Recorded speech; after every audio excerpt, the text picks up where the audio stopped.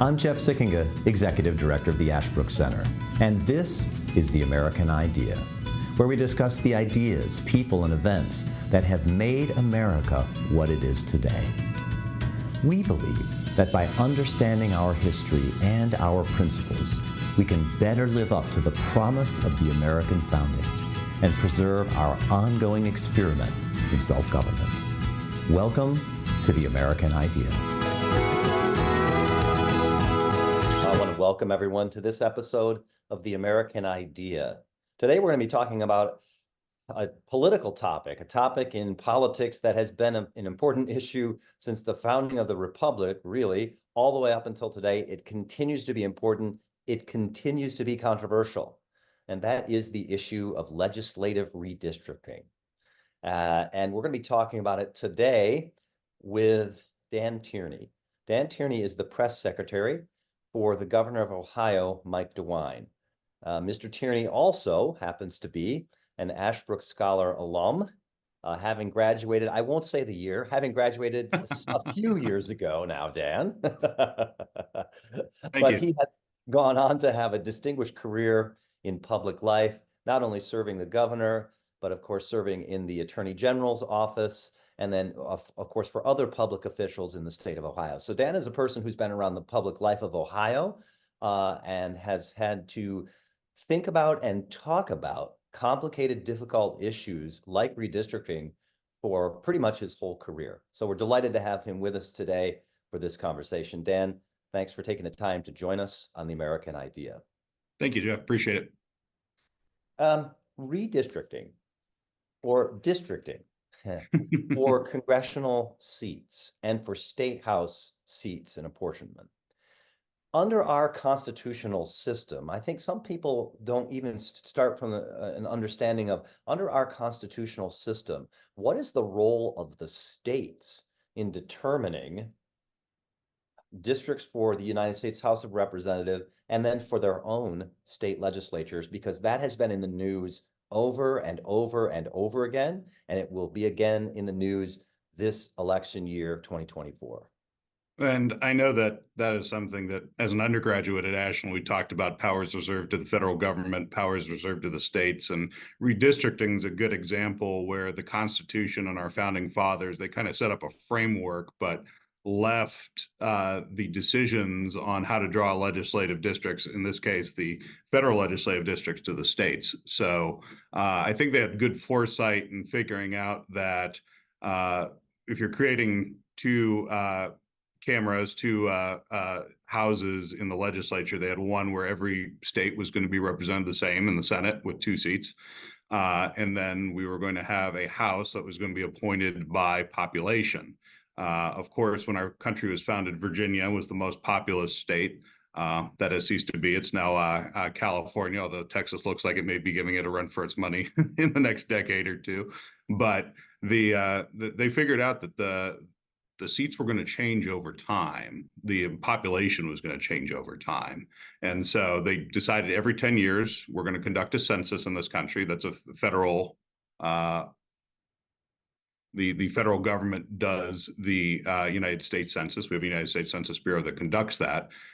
And then they put out a apportionment figure that says, okay, this is how many congressional seats each state gets. And sometimes it comes down to 100 votes. I can't remember if it was this legislative cycle or last legislative cycle. Minnesota was determined to have just 100 more voters than the state of New York. So they got to keep a congressional seat. New York had to lose an extra congressional seat as a result of that. So, but they do it every 10 years and it's done in the year ending 0. So 20, next one will be in 2030. And we're going to perhaps see that a little bit early in Ohio, which we'll get to in a minute. But every 10 years, it has to be done pursuant to the Constitution. The states get to determine how they do it. In Ohio, we had a constitutional amendment that was passed last decade, around 2017, by the voters of Ohio. It was actually modeled after a amendment that was passed for state legislative seats in 2015 to do things a certain way. And so We do it in Ohio based upon a redistricting commission currently, and the legislature has a role in congressional seats. The redistricting commission has complete control over the state legislative seats. But Ohio, the last few cycles, has lost a seat. It's not that we've shrunk in population, but our population in Ohio here has not grown as fast as other parts of the country. So we've gone down from more than 20 congressional seats in the middle part of the last century to just 15 now. The current delegation is made up of 10 Republicans and 5 Democrats. But of course, that could change based upon the outcomes of this upcoming election. So very important thing to do, because obviously these districts have to have similar populations. You want to keep communities of interest together.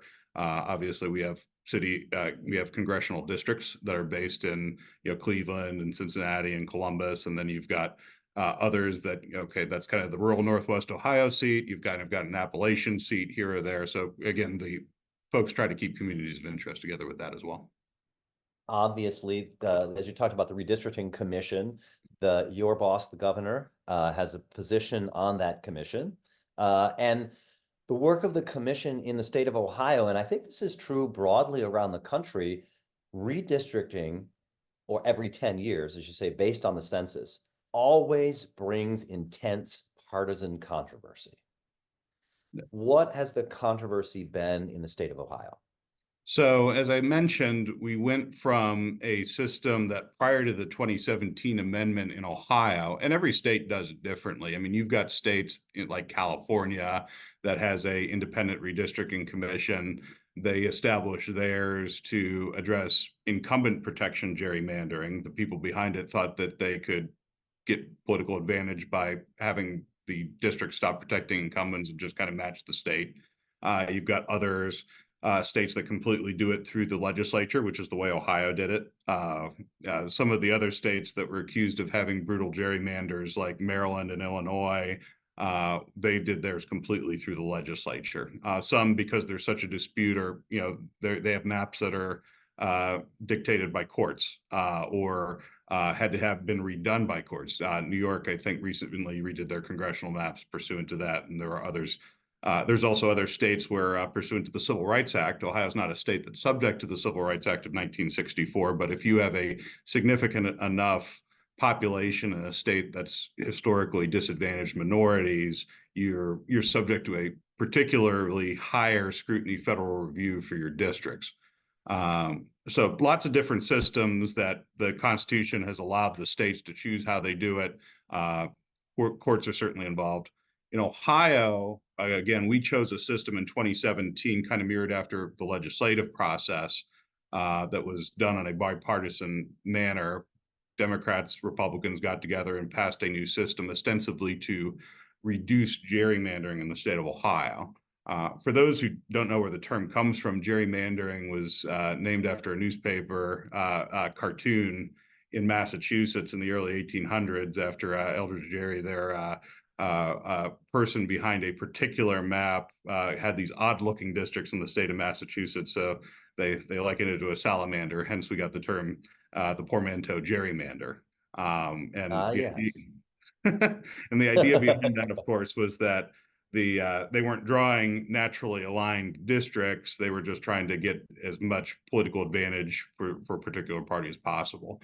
In Ohio, what we did with both the state legislative amendment and the congressional amendment was they wanted to limit the times you could split a city. Like if you look at Massachusetts map, for example, or the Illinois map, you have a lot of districts stemming from Boston and Chicago that got a sliver of the city and then branch out into the suburbs and sometimes even rural areas to try and get as many districts where the population base in Boston or Chicago or whatever city you're talking about is then determining who's going to be the representative there. So in Ohio, what they wanted to do is reduce the times a city was split, the times a county was split. If you could keep counties whole, do it. If you could keep cities whole, do it. The other thing that was interesting in Ohio, and this doesn't exist anywhere else in the country, Jeff, is they put into a state constitution the idea that we want your congressional seats and your state representative seats, state Senate seats, to be proportional to how the statewide vote has gone for partisan candidates over the past decade. This is what they call the fair maps concept, named after these groups like Fair Maps Ohio and other groups that have put forward this contest. So, for example, the governor in his reelection in 22 won with about 2/3 of the vote in his reelection. That's kind of how the congressional races fell out there. So that kind of hit the goal of that amendment, where 2/3 of the seat went Republican, just as 2/3 of the vote went for Republican Mike DeWine. But that's kind of where the controversy happened leading up to that election, in that the previous decade, which goes all the way back to 2010, 2012 elections, those are times when Barack Obama won the state of Ohio, Democrat Sherrod Brown won the state of Ohio.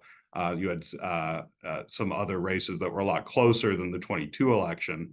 The percentage statewide was closer to 57-43, which is a good 6-point difference 10-point difference, depending how you look at it, than what we were talking about in 2022. And so that was the proportion that a lot of people were trying to shoot for. And there was a lot of difficulty in drawing those maps. And I had a front row seat to it, as you mentioned, being the governor's press secretary and watching these hearings. There was just a lot of difficulty trying to get those maps to hit that proportion.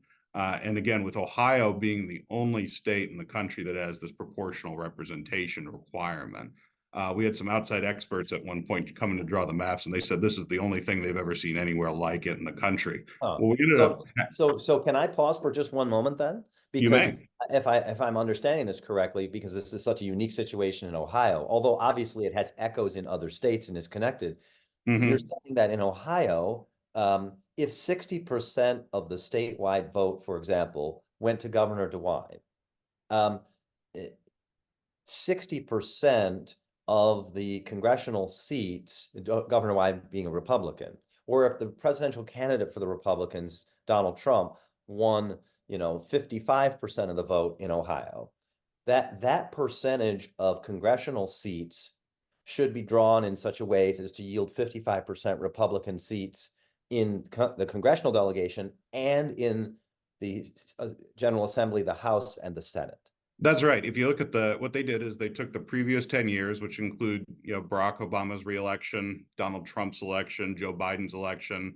They took all the governor's races with Mike DeWine and John Kasich, the Secretary of State's races with John Husted and Frank LaRose. You just go on down the line, and then every race that had a partisan statewide total to it, they averaged it together, and that's how they came up with that 57-43 percentage, which of course in our Ohio House we have 99 seats, so it's a little bit different, but pretty close. The state Senate has 33 seats, and then we've got a congressional delegation of 15. So, for our national listeners who are listening, who are most concerned about Congress, that'd be about an 8-7 ratio in the congressional races. And yet, as you mentioned, Ohio has a delegation that is 10 Republican, 5 Democrat, not 8-7. Correct. Is that controversy? Well, one of the controversies there, as I mentioned, when you do a 10-year look back, what we've seen in Ohio is a great shift in where things are going. Let me give you a few examples. So in 2012, Sandusky, Ohio area, the state Democratic Party chairman represented them in the state house. I believe he was defeated in 2014, and that seat has been held Republican ever since. But that's an area of the state where they had been giving votes to Democrats in the early part of that percentage, the early part of that 10-year look back, a lot more than they were at the latter end. The Mahoning Valley, where I grew up in, I'm a Trumbull County native. Those Trumbull and Mahoning County started giving their votes to Republicans during the Donald Trump era a lot more than during the Barack Obama era. We don't know if that'll be a permanent trend or not, so we'll look at this every time we have to do maps. But so what you ended up with is those 2012, 2014 elections, the Democrats were doing a lot better and were kind of able to run up their score. The problem we had is that when we were then trying to draw the districts, you had to use the most recent partisan data. So the Democrats were getting credit for votes they had run up the score on during the Barack Obama years, but then during the Trump and Biden years, those voters were voting Republican. And it was very difficult as well, because you also had the anti-redistricting, we also had the anti-gerrymandering rules. So let's take, for example, East Cleveland up in Cuyahoga County. It's one of the most Democratic cities in the state. You can't split that up into 3 or 4 districts to try and, put more Democrats into extra districts. So we ended up with a situation where, as many of our listeners know, there are more Democratic votes in urban areas, and they're very highly concentrated. And because you could not split the cities and counties that they were in more than necessary, you couldn't spread those votes out amongst more districts. So you really have a fundamental problem. You have forces pulling different directions. If you're trying to say, why can't we just get these legislative maps right? Whatever people mean by that question, but they often say that, right? Right. You're saying, like the state of Ohio, on the one hand, you have the Constitution and the process saying, well, it needs to be roughly proportionate politically. On the other hand, it's saying, yeah, but you can't split cities up, or you shouldn't try to split up counties in order to do that. And you just can't do those two things together. Right. And so this got litigated extensively. And when you hit like the second or third lawsuit, especially in the legislative maps, there came about a concept the Ohio Supreme Court created called political asymmetry. That was the term they used in the court cases.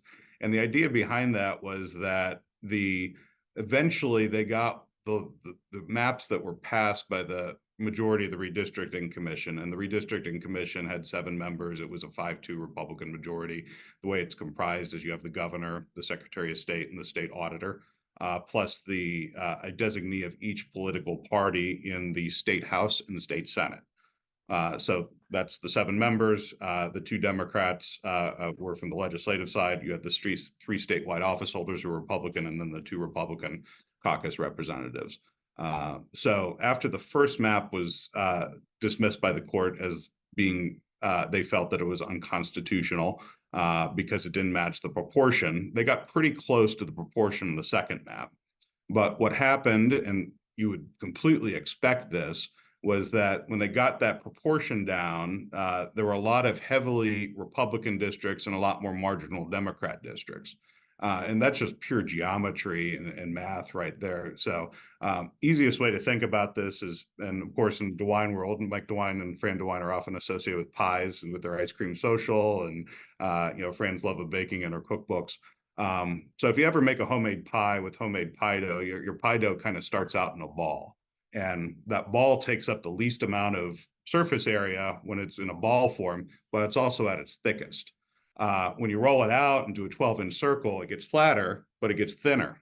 And the same thing applies with legislative districts. If you take the same amount of Republican voters and you put them into as few districts as possible, you're going to end up with the smallest amount of area, but the same amount of votes. It's going to get thicker. And with the Democratic districts, again, they tried to create as many as possible. So they were spreading those votes out amongst multiple districts, and the margins got thinner.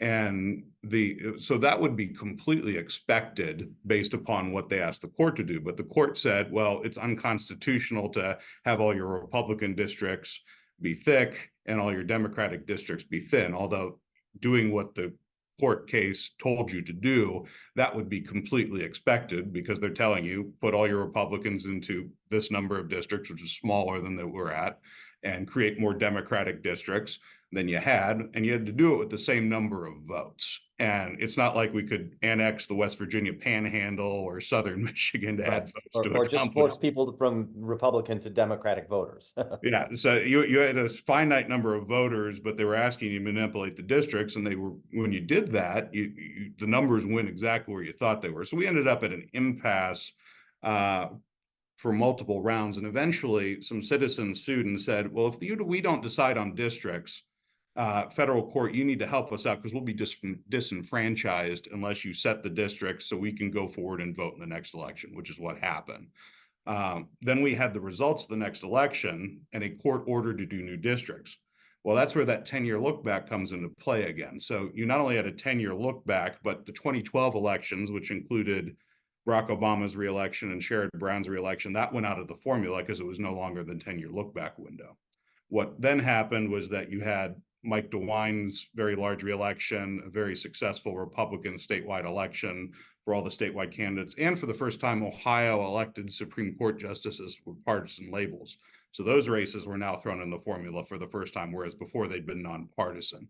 So what that did is it increased the proportion by about 2 or 3 percentage points and allowed some of the previous map concepts that the court said were unconstitutional. The Democrats, Republicans got together on the Redistricting Commission and said, look, we've got a larger margin now. We probably have a window we can come to a political agreement with, and they did. The Democrats, the Republicans came together on the Redistricting Commission, came up with a political compromise that is now going to be in place through the end of the decade, barring a new constitutional amendment, which is being considered. Coming out of this conversation, again, I think our listeners will say, Dan, this is incredibly complex, this issue of redistricting. You're in the middle of this as Governor DeWine's press secretary. You've talked about some of the conversations that you've had with news media and reporters over the course of this controversy. Can you take a step back and talk a little more broadly about your role as press secretary, and in particular, your relationship with the press? Governor DeWine obviously was reelected by, as you say, 2/3 of the vote, a gigantic majority for any statewide office. He's obviously been a fairly popular governor, getting a lot of votes. But nevertheless, the press is always the press. It's designed to be critical. It's supposed to be critical, and therefore they're going to ask you critical questions about the governor, his actions, and his record. How do you handle the press? One of the principles that I've adopted, and partially because it's what the governor expects, is that the press is an important part of politics. I mean, sometimes they're called the fourth rail or the fourth branch of government. But they do have a role in helping inform the public. In media, we have the concept of paid media, which is buying ads, and certainly in Ohio with our primary next week, we're seeing a lot of ads on TV, but that's paid media. And then there's the idea of earned media, which is trying to get coverage for things that are newsworthy. And the governor wants us to be open and transparent about what we're doing in state government. He wants the public to be able to know what state government is doing, even if he disagrees with a particular issue. A good example of that is the American Rescue Plan. Governor opposed that. He wasn't in Congress at the time, but they asked him as governor, do you support ARPA or do you oppose ARPA? And he's like, I think this is too much money being spent. But once it was passed and money had to be spent by the state of Ohio, or else it would go to California or New York, governor said, well, we'll make sure that this is spent properly. And we put out a press release and talk to media every time we spend money from ARPA. So the public has a track record. They have a way of knowing how that was spent, and they can write us or email us or call us if they disagree with that or not. And we've tried to spend it on one-time things that are important to people. Like we have a lot of areas of Ohio that were on septic systems that could have built sewers, and now they had money to do that for the first time. One-time money on one-time expenses, he thinks, is a very conservative way to deal with that particular situation. So we try to be as transparent as we can. I mean, sometimes the answer is we can't comment on that because it involves a litigation or a prosecution that's not appropriate for us to comment on in deference to that branch of government. Sometimes, the issues are not ripe. A bill will get introduced in the legislature, and it has the possibility of getting amended several times before it even come to the governor's desk. And so sometimes we'll say that that bill is not something we'll comment on until it comes to the governor's desk. Other times, because the governor is the one who wants it introduced and the governor wants it introduced or he wants it passed, he'll have a press conference and say, I support this bill, and we'll let people know on the front end of that. But we try with the news media to let people know as much as possible and try to give the news media content because they've got a lot of time to fill. And we think we're doing a public service by trying to get as much of what's going on in state government into the 4 or 5, 6 o'clock newscast or the website of a newspaper, which is, I think, how people read those these days, especially in Columbus, where our local newspaper, the print edition, is sometimes 2 days old, whereas the internet website is as accurate as possible. So that's our philosophy: is let's be transparent. Let's try to put this information out there. We'll meet the media where they are. Governor does a lot of gaggles, probably some of the most of any governor in Ohio history. And certainly during COVID, that was a unique time as well. We were doing daily press conferences to let people know what was going on with COVID, what was opening up, what the strategy was behind things, where the numbers were, how people could make the best decisions for themselves. And so there was a good period for more than 100 days where we were doing press conferences every single day, even on weekends. Now, notwithstanding that fact that the governor does a lot of press gaggles, meaning he meets with groups of reporters, and you say the governor's philosophy is to get information out to the public through the press. Every politician complains, sometimes privately, sometimes publicly, about unfair press coverage. Has the governor had fair press coverage? I think it certainly is upon me and my team here at the governor's office to try and make sure the press has enough information to make sure that they can cover him fairly. Sometimes there's just two sides to an issue, and the press may choose to cover the other side. And the governor was like, well, why did they write that? And I had to explain that why they may have written it that way, where their perspective was. But part of the way to combat that is just to make sure that they have the facts, so that we are operating from the same set of facts, because there could be situations where we're not operating from the same set of facts. There's times where reporters call us and say, hey, I've heard this, is it true? And the answer is no, it's not true. So we have to get them on the same set of facts. And there's so many different issues. The pandemic was a big one where I will give a newspaper in Northeast Ohio, I won't name them credit, but they came in and thinking that the governor's policy was one thing, and we provided them data, and they wrote that, nope, the governor's not doing what we thought they would in a bad way. He's actually doing what he said he was doing in a good way. And so, and certainly when you get to state politics and state coverage, there's a lot less trying to fill a evening primetime talk show lineup, whatever your political perspective is on things. And the role of a daily state house reporter or a regional reporter for your chain newspaper in your hometown is a lot different than people who are working for Fox News or CNN or MSNBC or the three legacy broadcast networks, 630 News. So we do have a lot better opportunity to try and get our story across. But certainly there are times where we're frustrated that they decided not to take our perspective on things. But our job as a communication staff is to try to get them the information so that they, at the very least, they're not operating from a different set of facts from where we're coming from.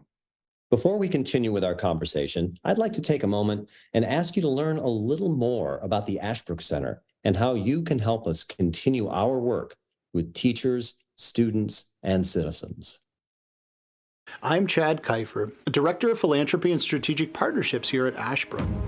At its heart, America's story is about the lives of patriots who have given their last full measure of devotion to preserve and protect what it means to be an American. But the tragic truth is that the American story is being rewritten as one of oppression and despair. Back in 1776, the founders took a chance when they created a new government built on principles of liberty. They took a chance on America. Now I'm challenging you to do the same. Your gift to Ashbrook today reaches students, teachers, and citizens across the country, helping them to understand why America is worthy of their devotion. With so many forces eroding our history and taking away from our principles, isn't it time we give America a chance? Your investment is encouraged now more than ever. Please visit us today at ashbrook.org/support. Well, let me ask you something then about, because that suggests that, of course, in the end, what the press decides to publish is what the press decides to publish, whether that's newspapers, whether that's online, radio, TV. The governor and government obviously has no control over that. I mean, we know James Madison said, I think, for example, the free press is the palladium of liberty, even though that does cause annoyance to sometimes. Talk a little bit about your opinion, if you can, about the state of the press and of freedom of the press. So we're seeing a few different things happen in terms of where media coverage is. Things are a lot different than when I was a kid and you had 3 broadcast news networks, and not everybody had cable, so they didn't have access to CNN, and the newspapers were heavily purchased to get daily news content. So the way things have changed from those days to where we have social media telling us how our representatives have voted on a daily basis. In fact, sometimes we are so in tune with how they're voting, we know how they're voting on procedural votes in Congress in a way that we probably never did before. If I'm thinking back to when I was a kid, your Sunday paper probably had a summary near the op-ed pages that said, okay, here's how your congressional representatives voted this week. And unless the bill that was being discussed was so big that it warranted its own national news article, you had no idea how your congressman was voting on a procedural vote to advance a budget bill. Today, we have so much media and so much information out there, we know that.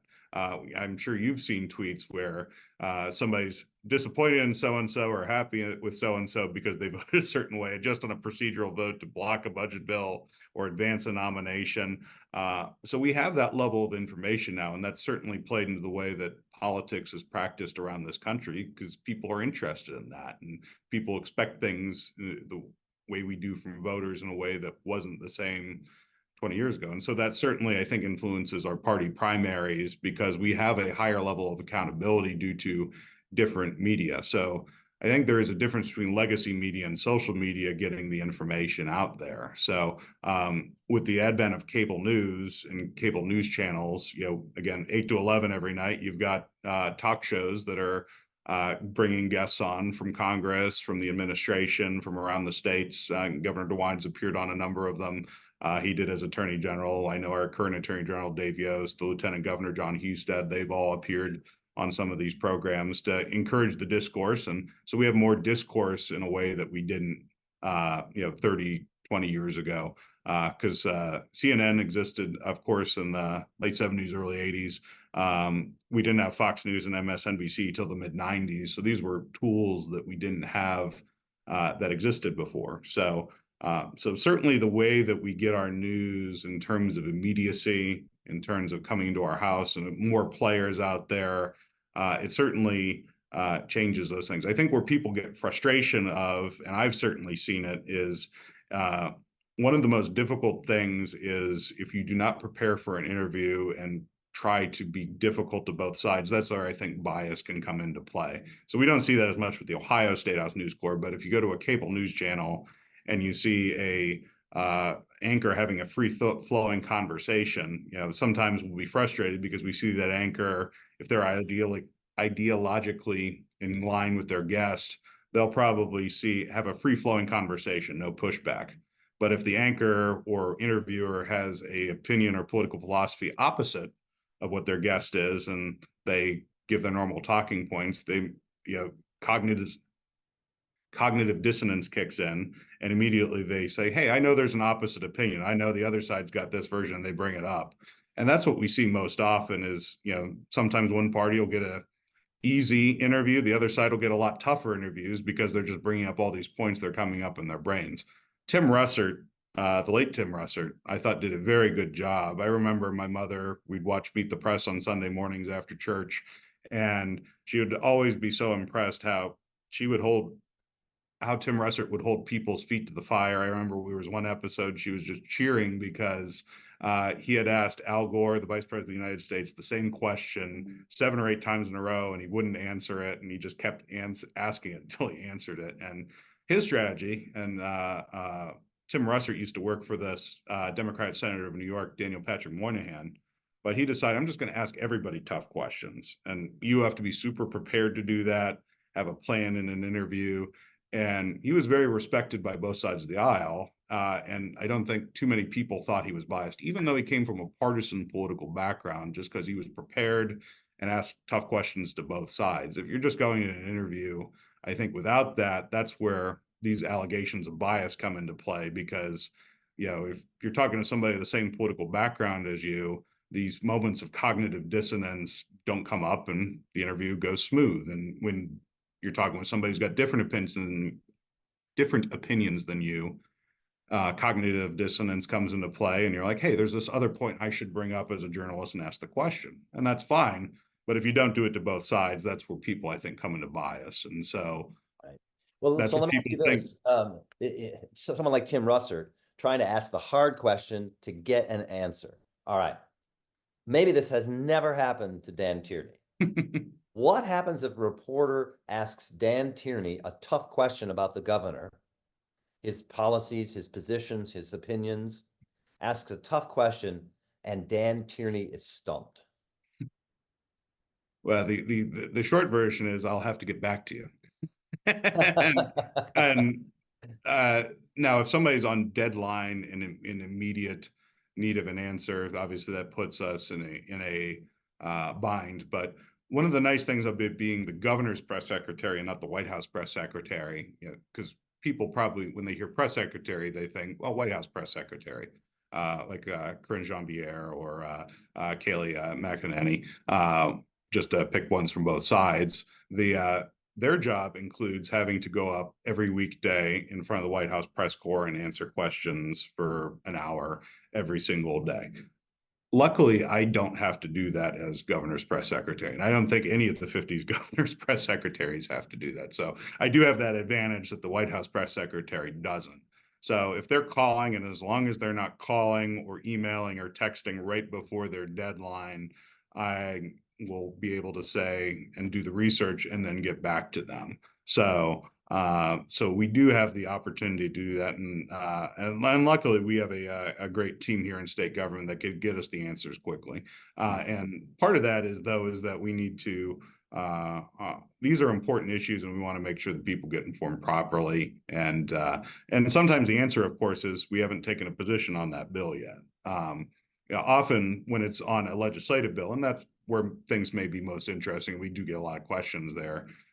We do have a legislative team in our office, and they're talking with the legislators, and sometimes the bill that they're calling about is something I'm very familiar with because it's hot button and we've been briefed on it, and we're involved in talking with the legislature about where the governor is and what would make him likely to sign the bill or not sign the bill, or what we want in the bill. And other times it's this obscure bill I've never heard of until they've asked the question. And in deference to the reporter, I just need to find out what the facts are before I shoot from the hip, which we don't want to do. So, and the answer may be that we haven't taken a position on it yet, because again, that bill could change several times before it comes to the governor's desk. Let me ask you this.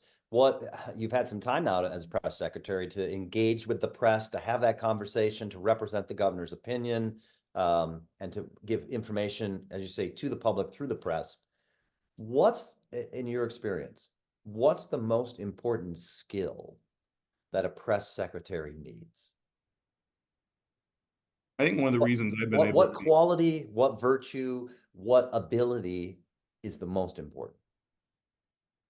One of the things, and I certainly think that my education at Ashland helped with this, is being able to take chunks of information, whether it's reading, whether it's a briefing, listening to information, and being able to digest it and explain it to people in a way they can understand it. I won't say the number because I don't want to insult anybody out there or impress anybody, but we certainly do try in written communications to, if you look at the readability score on a Microsoft Word document, for example, we want it to be readable at a way that most Ohioans would be able to understand it. That's certainly a level that's less than a law school level or a postgraduate degree level.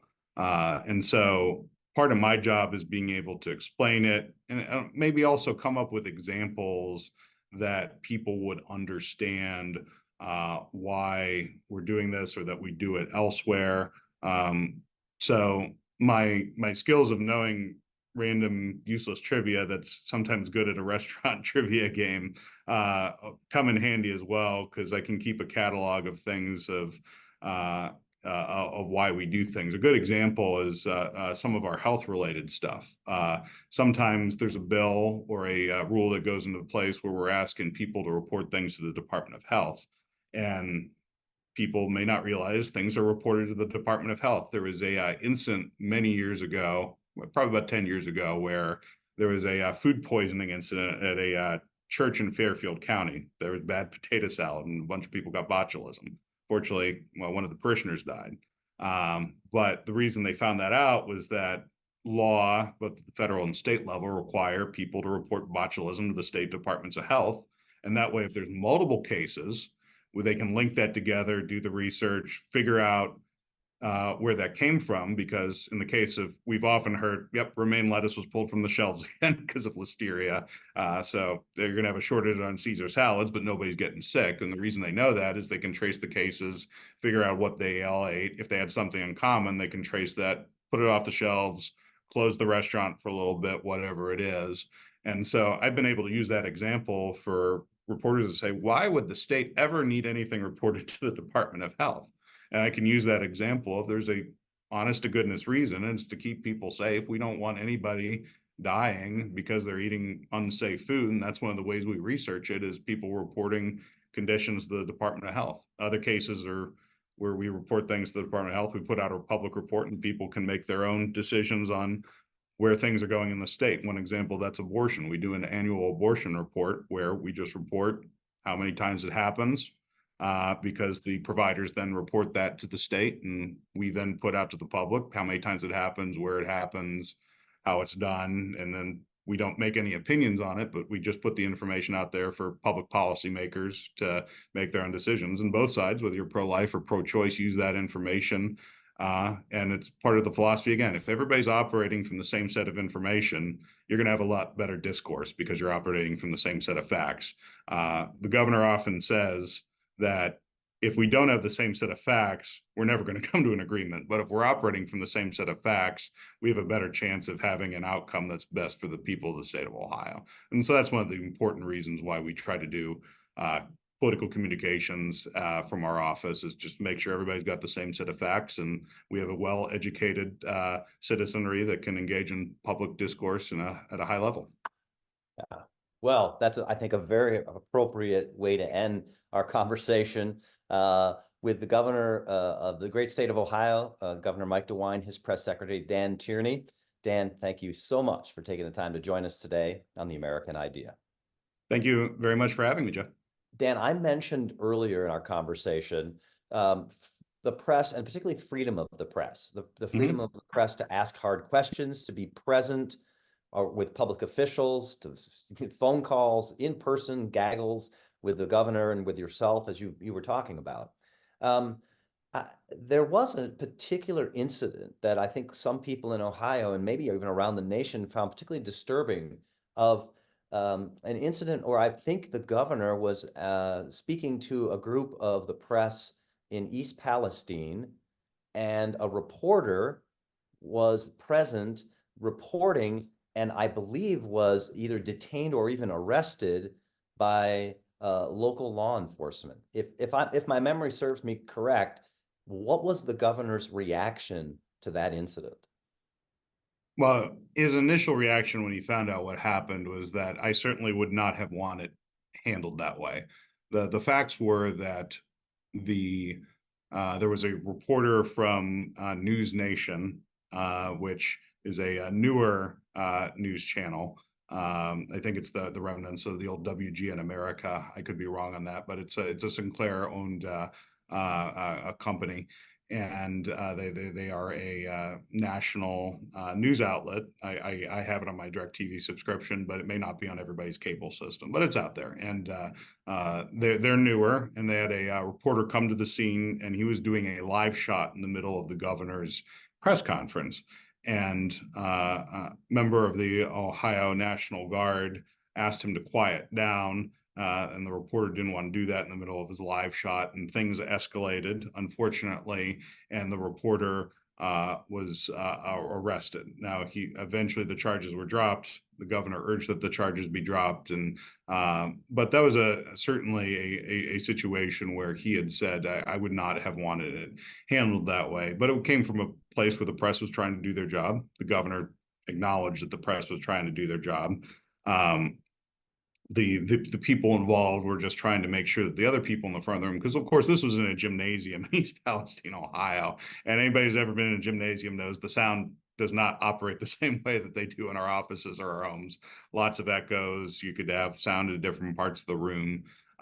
So that's what they were trying. They were trying to get make sure the people in the front of the room had the same ability to hear the people, again, trying to relay important information about what was going on the ground in that situation. So governor certainly had said, I would have wanted it handled a different way. The reporter had every right to be in the back of that room, giving a live briefing, even though the governor was giving a briefing in the same room. So it was an unfortunate situation, but it certainly did bring up the issues that you said and certainly allowed people across the country to crystallize in their minds what they would do in that situation. For the governor and for our team, in retrospect, we would have wanted people to handle it a different way than it had been handled.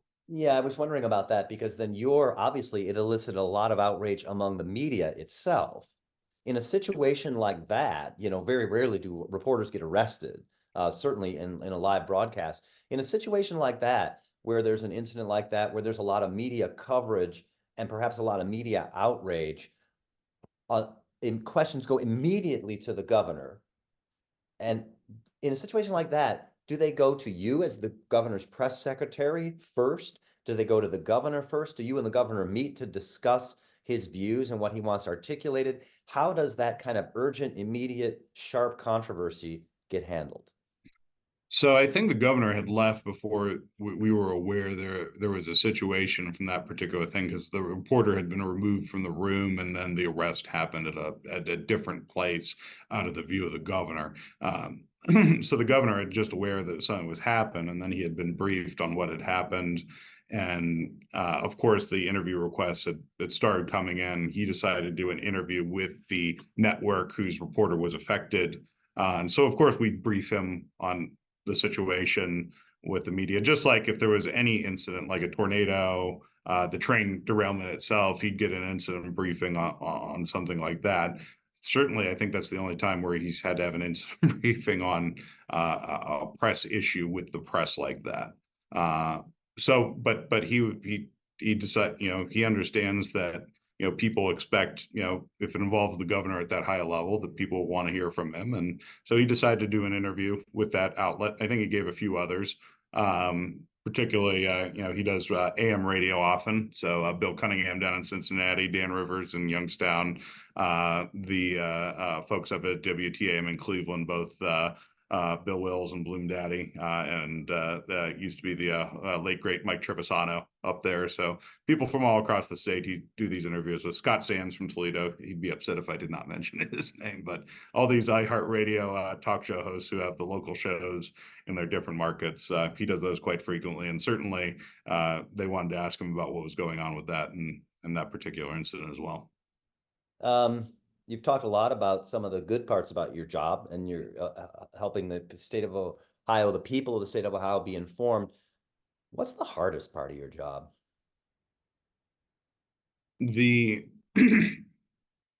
I would think the hardest part is sometimes the intensity of going, from these issues nonstop. There are certainly days where, when we get to come home at the end of the day, you're just tired and beat because of everything that's going on there.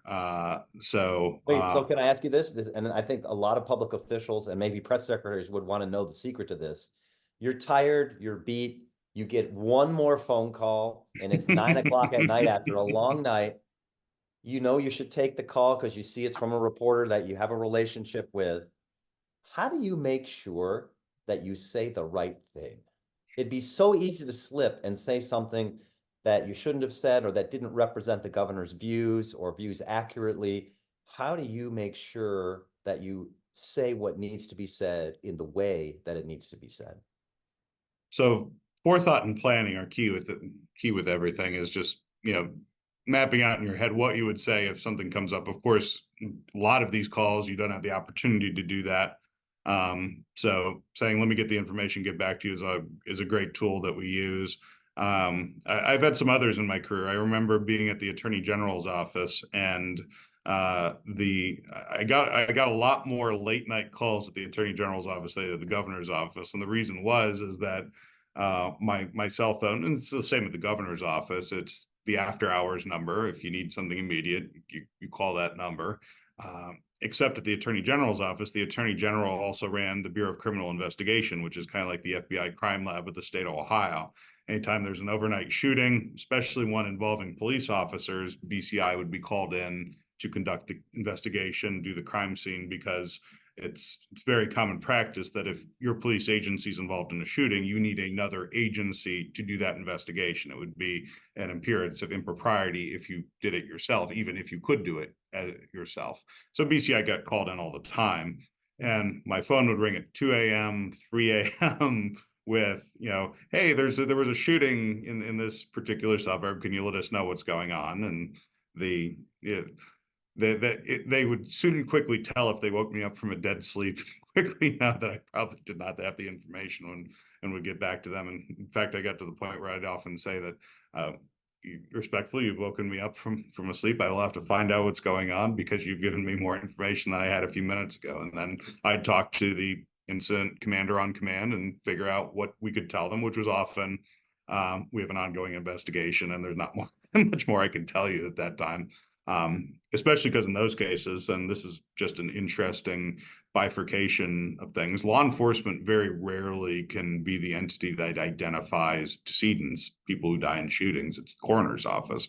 And so often when you have a press conference, the coroner's authorized a sheriff, or in some cases an attorney general, to provide the information. But often when we were doing an investigation, I'd have to refer people to the Cuyahoga County coroner, the Franklin County coroner to answer those questions. Even if we had the information, it was not our place to say it. And of course, they have an important job to do, but to identify people have died and why they died, and so we don't want to interfere with that. And so that'd be one that we'd often have to do, because that's what people want when they're trying to do breaking news from the scene of a shooting, is who died, how they died. And as an investigative agency, we couldn't provide that until weeks or months later, because our job was to find out the facts and do a thorough job and not rush to judgment. So especially because if there was a crime committed, somebody's got to prosecute that crime, and you don't want to put out incorrect information to spoil a jury or improperly influence a jury. And so we had to be very cautious working for a law enforcement agency like that in what we said, because we did not want the executive branch unduly influencing the judicial process and creating mistrials or hung juries, or letting people who should be convicted off the hook because they couldn't get a fair trial that they are entitled to under the Constitution. So it was actually a very real situation where what we said as press people could, if we did the wrong thing, we could influence a case in a way that could let somebody who might have killed somebody get off scot-free. So we were very careful, and we learned some rules to talk with the press to let them know what we could say and could not say. And one of the tools we also learned is that they're just looking, again, for something they can tell the people that was more than what they had before they watched the broadcast or read the article. And so we try to gather things that we could say. Often we do things like, hey, this investigation so far has collected this many pieces of evidence. We have this many crime scenes. We have this many agents out doing it. We have our fingerprint team. We've got our DNA collection team out there. Little things like that, without giving the other pieces of information that could influence a trial, but still giving the press information to give to the public to let them know what's going on, even though some of the juicier details that would be interesting, we couldn't give them at the time. And so certainly that's why shows like Dateline NBC or Forensic Files are popular, because after the fact, you can give them all that information and do a nice little write-up on what's happened. We certainly saw that with the Pike County cases, which that was certainly one of the biggest ones we've ever had in Ohio, and certainly one that I had to deal with. But it wasn't until years later that you could actually tell the full story of what you saw. Fascinating. An interesting situation where your words literally could be a matter of life and death. Thanks. Thank That's right. you very much. One of the more interesting ones I had was I remember getting a text from a friend down in Cincinnati who said, "I saw your name in a CNN alert." And I think the only time my name's ever ended up as a CNN alert was when those 3 kidnapping victims up in Cleveland, they were held in that house of horrors up in Cleveland. We did confirm that the child that was found with them, we did the DNA test to confirm that the child was the abductors, the rapist child with one of the victims. And CNN just happened, we had people calling all the time. CNN just happened to be the first to call for the information. And I got the green light from the governor and from the investigators that yes, that information is okay to provide to the media. You can go ahead and do so. CNN was the first with it to call, just because they happened to call after I had gotten the green light. And so, yeah, Dan Tierney confirmed that was a fact in a CNN alert. So. Very good. Thank you, Dan. Thanks for taking the time to be with us today. Thank you for listening to this episode of The American Idea. If you enjoyed this episode, remember to subscribe at Apple Podcast, Spotify, or wherever you get your podcasts, and leave a 5-star review. If you want to learn more or get involved in Ashbrook's vital work, visit our website, ashbrook.org.